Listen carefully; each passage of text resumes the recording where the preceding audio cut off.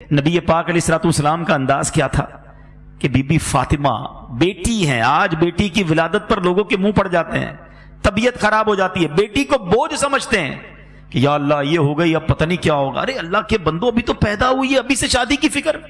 جس رب نے بیٹی دی ہے وہی انتظام کرے گا نا، وہ خالق ہے، وہ مالک ہے، وہ رازق ہے۔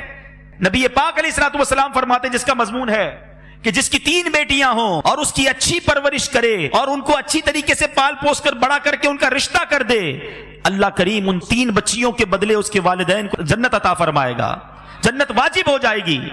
صحابی رسول نے عرض کی حضور اگر کسی کی 2 بیٹیاں ہوں؟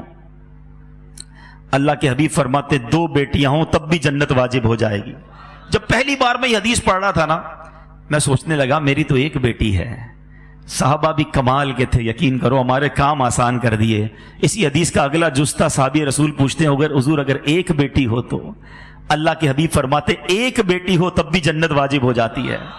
ارے بیٹی تو جنت میں لے جانے والی ہے، اور تمہیں بیٹی ہو گئی تو پریشانی ہو گئی، موڈ آف ہو گیا، میاں بیوی میں لڑائی جھگڑے۔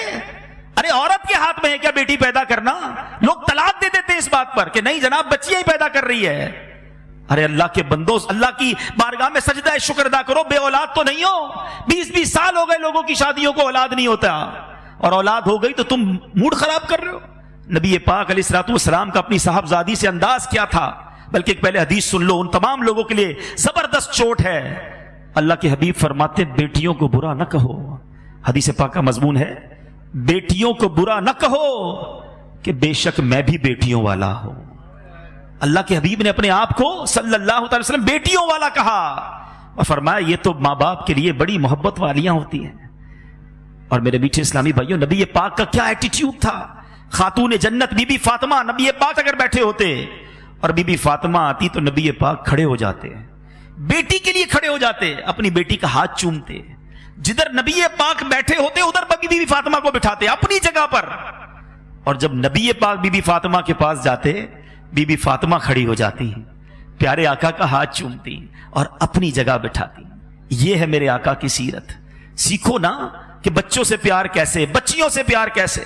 صلو علی الحبیب صلی اللہ تعالی علی محمد۔ مجھے اپنی اور ساری دنیا کے لوگوں کی اصلاح کی کوشش کرنی ہے انشاءاللہ۔